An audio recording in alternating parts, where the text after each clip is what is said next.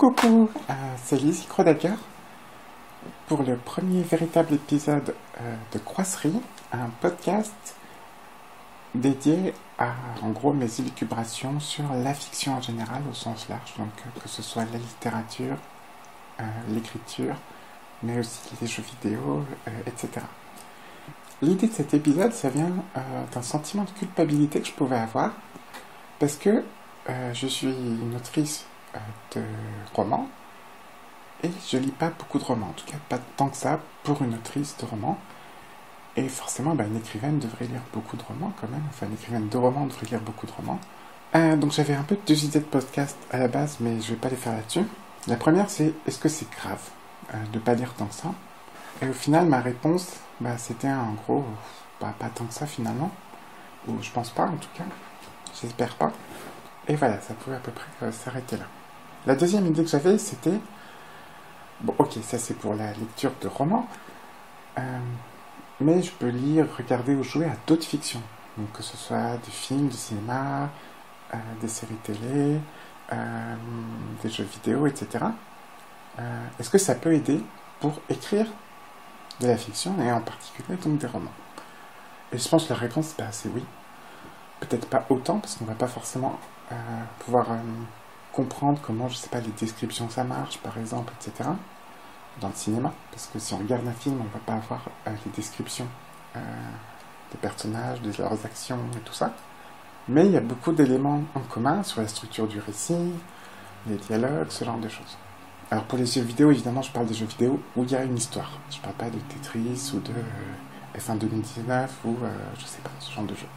Donc ces deux sujets, je me sentais pas de développer dessus plus que ça, et de faire quelque chose qui aurait une durée, on va dire, de un quart d'heure, 20 minutes. Donc il me restait une question potentielle, je suis désolé pour le son. Il y a le chat qui me tourne autour et qui dit bonjour. Donc il me restait une question, c'est ok, je lis pas forcément beaucoup de romans, mais je passe beaucoup de temps à lire sur Twitter, donc ça doit bien compter pour quelque chose, non? Non? Peut-être. Alors évidemment, c'était un peu une blague, mais en même temps, en y réfléchissant sérieusement, je me suis dit qu'il y avait peut-être quelque chose d'intéressant à en tirer. Et qu'il y a une part de vrai.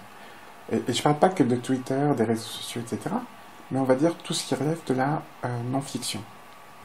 C'est-à-dire les articles de journaux, des livres qui ont un caractère autobiographique, mais aussi, je sais pas, tout ce qui est oral en fait, donc toutes les anecdotes orales. Donc que ce soit par exemple le copain d'Aidé qui raconte ses mésaventures parce qu'il est parti en stop pendant les vacances, il y a personne qui voulait prendre en stop, je sais pas. Et le point commun de tout ça, c'est que ça raconte des histoires, même si c'est pas des histoires de fiction. Je vais pas parler ici de l'aspect sur les informations qu'on peut glaner, ou sur les sources d'inspiration que ça peut donner, ou mieux comprendre, je sais pas, tel ou tel sujet d'actualité ou pas d'actualité.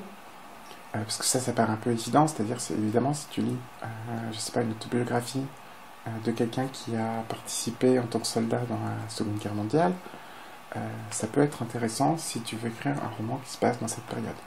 D'ailleurs, j'en profite pour donner une astuce en tant qu'écrivaine, c'est que le bon côté d'être auteur, c'est que tu glandes jamais vraiment à regarder un film, à aller dans un bar, à lire un journal, à regarder un Grand Prix de Formule 1, peu importe. Tout ça, tu peux toujours dire que c'est une forme de travail de recherche pour un potentiel roman que tu pourrais écrire un jour. Donc ça, c'est une astuce que je vous donne. Voilà, c'est gratuit. Et juste une autre précision, c'est que je pense... des fois, j'entends je suis pas auteur, mais conteur. Et ça rejoint peut-être un peu ce que je discutais là, et en même temps, je sais pas. Parce que, pour moi, l'expression « je suis pas auteur, mais conteur », elle est quand même... en fait, personne. Il n'y a pas grand monde qui se dit conteur. C'est-à-dire que la personne qui raconte des histoires à ses enfants avant qu'ils se couchent, elle va pas forcément se dire conteuse. Pareil, le manifestant qui va raconter sa manif et comment il y a eu des lacrymos et une charge de police, etc., ce manifestant, il va pas se dire conteur.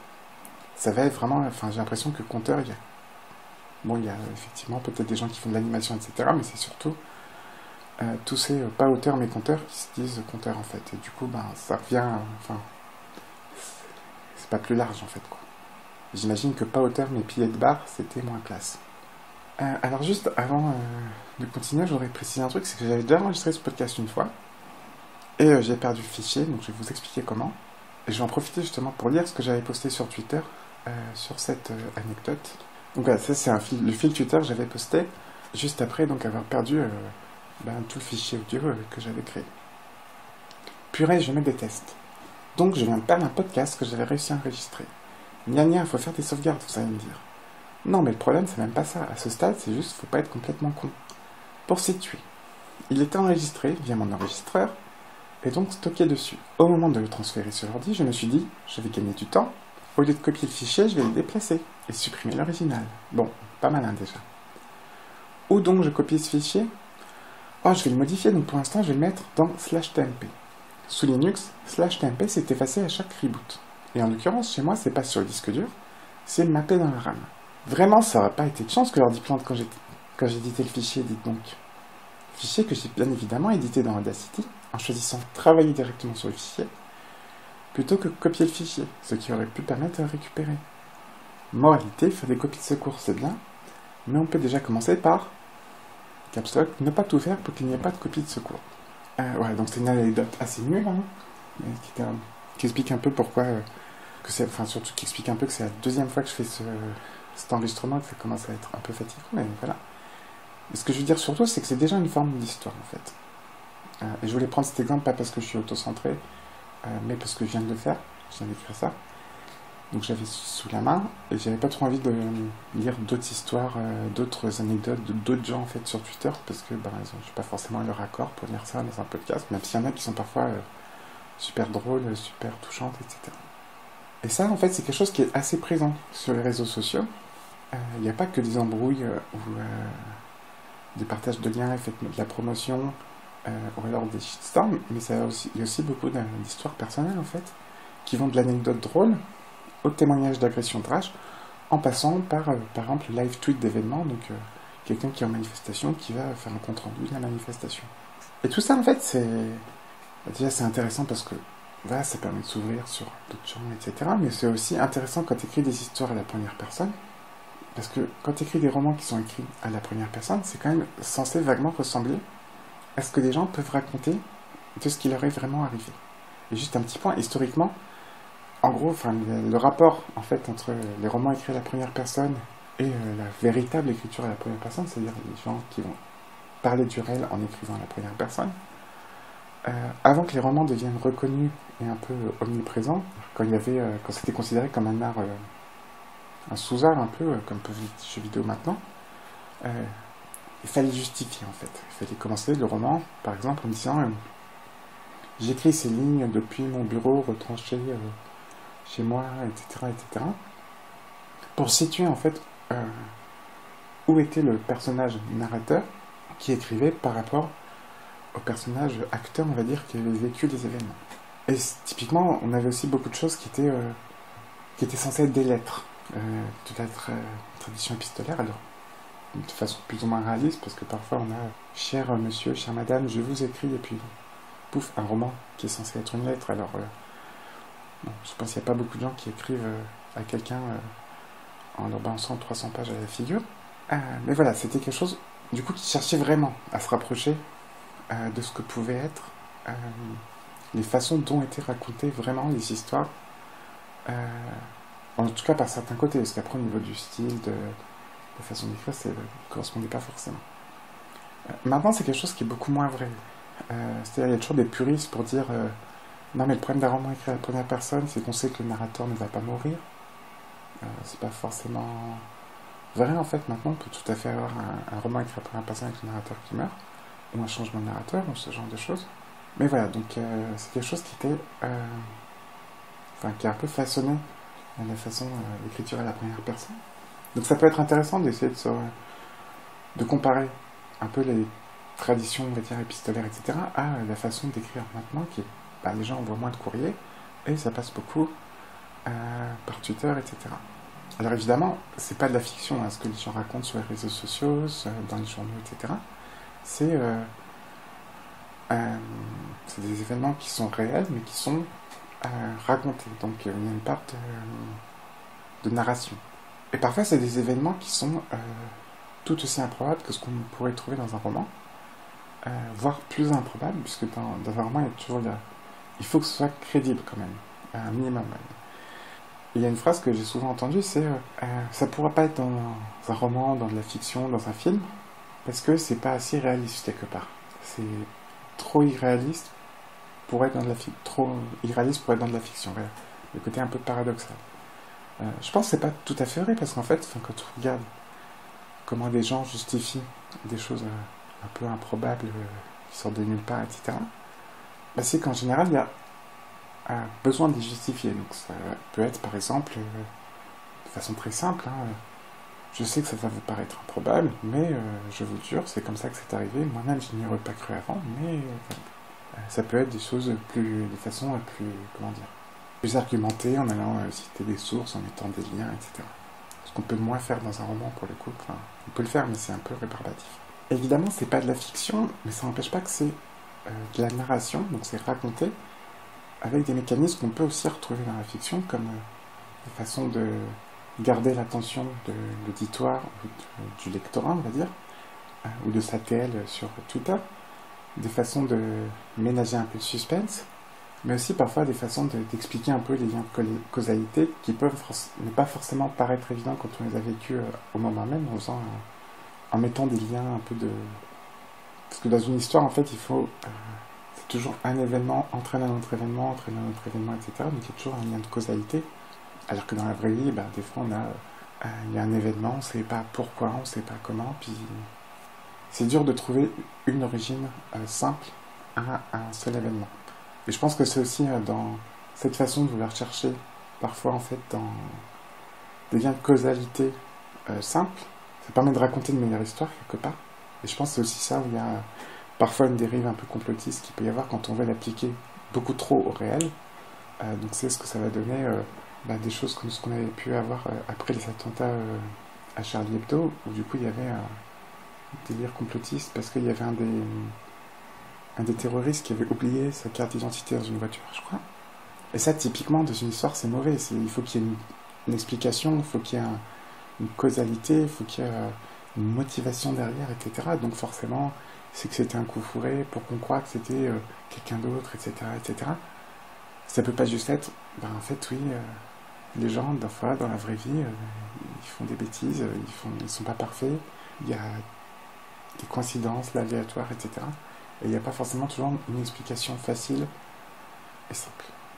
Donc je vais prendre quelques exemples un peu de différents médias, donc que ce soit articles de journaux, des comptes rendus ou des discussions, enfin des anecdotes sur les réseaux sociaux. Alors, par exemple, ce que je trouve intéressant dans les articles de journaux, disons les comptes rendus de manifestations, qui sont des éléments, on parle d'événements comptes rendus sur des médias militants, par exemple, qui vont parler de manifestations, ou ce genre de choses, en fait, on parle, il y a quelqu'un qui va raconter un événement. Ce qui est intéressant, c'est qu'il y a souvent un mélange entre narration omnisciente, donc ce qu'on appelle la narration en troisième personne, où du coup on va avoir un narrateur omniscient qui va raconter tous les événements, le nombre de policiers, les déclarations qu'il y a eu après à la préfecture, etc., etc. Alors évidemment, quand c'est un journaliste qui écrit, c'est pas omniscient, parce que le journaliste n'est pas omniscient, mais la façon dont il présente les choses, dont il présente les faits, avec un peu l'impartialité, la neutralité journalistique ou je sais pas quoi, c'est une façon qui est assez proche en fait de ce qu'on peut trouver dans les romans avec un narrateur omniscient.